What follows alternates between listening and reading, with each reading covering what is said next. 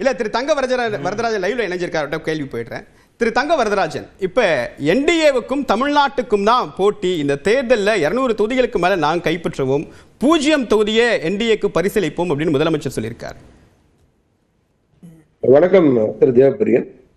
பொதுவாக ஒரு மனிதருக்கு நம்பிக்கை இருக்க வேண்டும், அதே சமயத்தில் கான்பிடன்ட் இருக்க வேண்டும். ஓவர் கான்பிடன்ட் இருந்தா வரலாற்றுல சாதித்தவருடைய வரலாறு அது பதில் சொல்லும். ஒண்ணு, இப்ப எங்களை பார்த்தாலும் எப்ப பார்த்தாலும் என்று உதாரணமாக சொல்ல வேண்டும் சொன்னால், நாங்களும் அதிமுகவும் கூட்டணி அமைக்க மாட்டோம், நான் வலிமையாக தான் இருக்கிறேன் அப்படின்னு மார்த்தொட்டி கொண்டார் மாண்புமிகு முதல்வர்கள். ஏற்கனவே விடுதலை சிறுத்தைகள் காங்கிரஸ் கூட்டணி வலுவாக இருந்தனால் இன்றைக்கு நாங்கள் அதிமுக மட்டுமல்ல, அதன் பிறகு இன்றைக்கு எங்களுடைய பழைய தோழமை கட்சிகள் எல்லாம் சேர்ந்த பிறகு நிச்சயமாக திமுகவுக்கு மிகப்பெரிய உதவி ஏற்பட்டது. அது மாத்திரம் கிடையாது. எப்பயுமே அவர் என்ன சொல்லுவார்னா, நாங்க கூட்டணி இன்டாக்டாக இருக்கும் சொல்லுவார். இன்னைக்கு நாங்கள் வலிமை பெற்றிருக்கோம் அப்படின்றத தமிழ்நாடு மக்கள் உணர்வார்கள். ஆனால் மாறாக இன்னைக்கு காங்கிரஸ் கட்சி இன்னவர்களும் முடிவு செய்திருக்கின்றதா, இன்டாக்டான கூட்டணியில் முடிவு எதிர்த்து செய்யப்பட்டிருக்கிறதா? கிடையாது. எங்க கூட்டணியில் இன்னும் பல்வேறு கட்சிகள் வரும், பொறுத்து பாருங்கள்.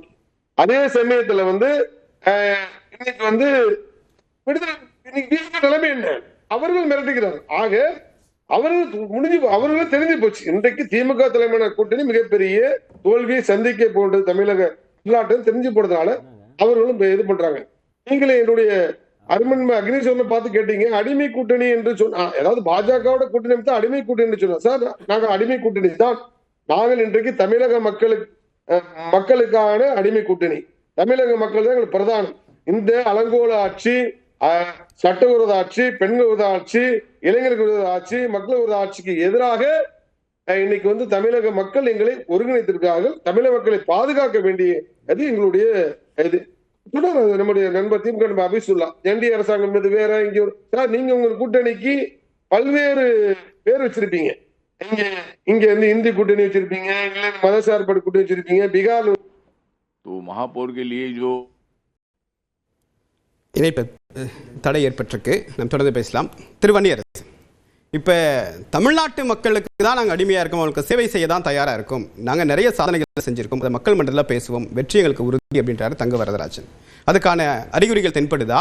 நாங்கள் கூட்டணி வேகப்படுத்திருக்கோம், கூட்டணி ஒரு கன்சால்டேட் ஆயிருக்கு, ஆனால் திமுக தரப்புல அந்த மாதிரி எந்த விதமான கன்சால்டேஷனும் இல்லை, ஸ்டாக்னண்டா இருக்கு அப்படின்ற கேள்வி வச்சிருக்காரு. மீண்டும் இணைஞ்சிருக்காரு.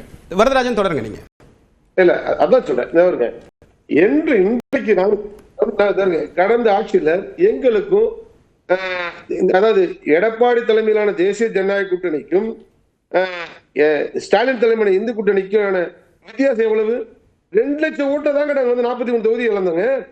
காரணம் அன்றைக்கு எங்களுடைய மரியாதைக்குரிய அதாவது இவங்க 10 வருஷமாக எதிர்கட்சியாக ஒரு கட்சிக்கு தான் எவ்வளவு எதிர்ப்பு திமுக வரலாற்று 2ஆம் முறை கிடையாது. அதே மாரி 10 ஆண்டுகள் அதிமுக ஆட்சியில் இருந்தவங்க கூட அன்றைக்கு எங்களுடைய டிடிவி கூட இல்லை. இன்னைக்கு எங்களுடைய கூட்டணி வலுப்பட்டு இருக்கிறது. அதனால பாருங்க, இன்னைக்கு அதே போல நீங்க 48 விழுக்காடு 47 விழுக்காடு தேவையில்லை. இன்னைக்கு விஜயன் பிளேயர் கூட்டணி வலிமை பெற்றிருக்கு அப்படின்னு சொல்றீங்க. எதன் அடிப்படையில சொல்றீங்க? இப்ப உங்களுக்குள்ள இருக்கக்கூடிய கூட்டணிகள் ஒன்றுக்கொன்று அதே திமுக அமைத்திருக்கக்கூடிய கூட்டணி அளவுக்கு வலிமை மிக்கது அப்படின்ற எதன் அடிப்படையில் சொல்றீங்க? புதிய கட்சிகள் வர இருக்கு அப்படின்னு ஏன் சொல்றீங்க? இந்த வலிமை பத்தாது, புதிய கட்சிகள் வந்தாதான் வலிமை சேரும் அப்படின்றத வெளிப்பாடு தானே அது. அப்படிலாம் சொல்ல விரும்பல. இந்த கூட்டணியை திமுக வீழ்த்துவதற்கு போதுமானது. அதனாலதான் இன்னைக்கு முதல்வரா இருக்கலாம், உதயநிதியா இருக்கலாம், துணை முதல்வர் எல்லாருமே இன்னைக்கு அச்சப்படுறாங்க. கேட்டீங்க நீங்க நிதி ஒதுக்கு சார், திமுக எப்படி தெரியுமா, கையாளதனத்தை தன்னோட தோல்வியை மறைப்பதற்காக எப்ப பார்த்தாலும் ஏதாவது குறை சொல்லிட்டே தான் இருக்கும், வழியே இல்ல.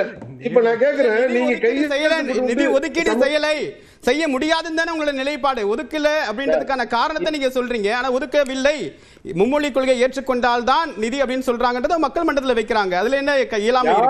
சமஸ்கிருத அபியான்ல கையெழுத்து போடுறது யாரு? நாங்க பிஎம்சி பள்ளிக்கூடத்துல மாதிரி பள்ளிக்கூடம் என்இபில வரணும் சொன்னது கையெழுத்து போடுறது யாரு? அதன் பிறகு எப்படி கையெழுத்து போட்டுட்டு திருப்பி கூட்டம் நடத்துறது யாரு?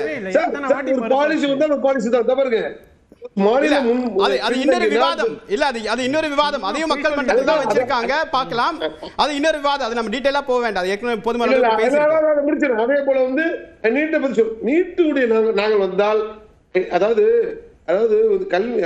கல்வியில கொள்ளையடிக்க யாரும் கூடாது.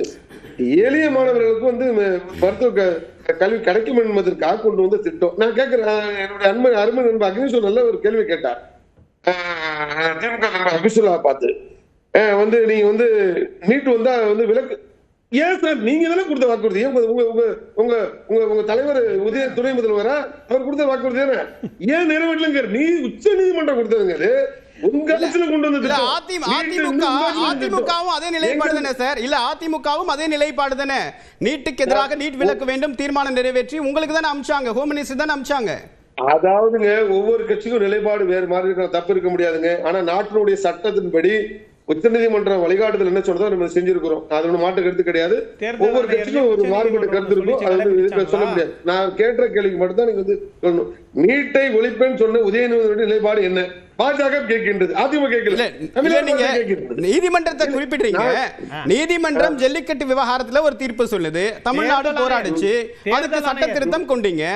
தேர்தல் ஆணையத்திற்கும் தேர்தல் ஆணைய நியமன விவகாரத்திலையும் சரி, டெல்லி நியமனத்திலையும் சரி, லெப்டினன்ட் கவர்னர் இருக்கக்கூடிய அதிகாரத்துக்கும் சரி, உச்சநீதிமன்றம் நிறைய உத்தரவுகளை பிறப்பிச்சாங்க, அதுக்கு சட்ட திருத்தம் செய்றீங்க. இந்த விஷயத்துல ஏன் பண்ண முடியல அவர் கேட்கிறாரு. நல்ல விஷயம் தான் நிச்சயமா. சரி, அப்ப ஜல்லிக்கட்டுக்கு யார் சிறப்பு இது கொண்டு வந்தது பிறகு திமுக பாராட்டினதா இல்ல வந்து யார பாராட்டாங்களா? அதை பத்தி இல்ல, மக்கள் நலன்ல என்ன முக்கியம்? அது உச்சநீதிமன்ற தீர்ப்புக்கு எதிராக தானே, உச்சநீதிமன்ற தீர்ப்பை மாடிஃபை பண்ணக்கூடிய தானே சட்ட திருத்தம் பண்ணீங்க. நீட்டுக்கு பண்ணலாமேன்னு கேட்கிறாரு அவரு. அதாவது ஒரு விஷயம் இங்க பாருங்க, அதுவும் இங்க பாருங்க, அதாவது வந்து இதுல வந்து திமுக வந்து கல்வி தந்து திமுக கல்வி தந்தையான பிறகுலாம் இந்த வந்து மருத்துவத்தை வந்து வணிகமாக ஒருபோது நாங்கள் விட மாட்டோம். எங்களுக்கு கூட்டணி கட்சிகளா இருந்தாலும் கூட அவர்களை வந்து எப்படி பண்ணணும் தெரியும். அவர்களை சார் இதெல்லாம் வேண்டாம். இந்த பாருங்க, நீங்க கொண்டு வந்தது எல்லாமே தோல்வி. நாங்க ஒரு நீங்க வந்தாரு, நாங்க வந்து இதெல்லாம் ஜல்லிக்கட்டாம பிரமன் கொண்டு வந்தோம். இல்ல ரன்னிங் கமெண்ட்ரி வேண்டாம், அவர் லைவ்ல பேசி இல்ல லைவ்ல பேசிட்டு இருக்காரு. 40 எம்பி இல்ல அக்னீஸ்வரன் இல்ல உங்களுக்கு வேண்டாம் அங்க இல்ல இன்னும் 3 பேர் பேச வேண்டியிருக்கு. இல்ல ஹபீஸ் இல்ல பழனிசாமி நாட்டுல முதலமைச்சர், அப்ப அதேதான் எப்ப பார்த்தாலும் எடப்பாடி நீ எடப்பாடி நாட்டுல முதலமைச்சர் தமிழ்ல மோடி ஹபீஸ் இல்ல யாருக்கும் புரியாது. ஹபீஸ் அக்னீஸ்வரன் இல்ல ஹபீஸ் இல்ல ஹபீஸ் தமிழ் பேச்சு இல்ல ஹபீஸ் இல்ல ரன்னிங் கமெண்ட்ரி வேண்டாம், அவர் பேச லைவ்ல பேச. யாருக்கும் புரியாது பேசுறது நீங்க ஹபீஸ் லைவ்ல பேசுறாரு. ரன்னிங் கமெண்ட்ரி வேண்டாம். இன்னும் 3 பேர் இல்ல 3 பேர் அக்னீஸ்வரன் ஹபீஸ் வெயிட் பண்ணுங்க. ரன்னிங் கமெண்ட்ரி இந்த என்டிஏனுடைய தேசிய கூட்ட தலைவர் சொன்னது அத்தனை நிறைவேற்றி இருக்கின்றோம். சரி, மீண்டும் வந்து தமிழ்நாடுக்கு உகந்தது என்று சொன்னால் எங்களுடைய எடப்பாடி அவர்கள் தேசிய கூட்ட தலைவர் என்ன கோரி வைக்காரோ அத்தனை மாண்புமிகு நரேந்திர மோடி அவர்கள் நிறைவேற்றுவார். சரி.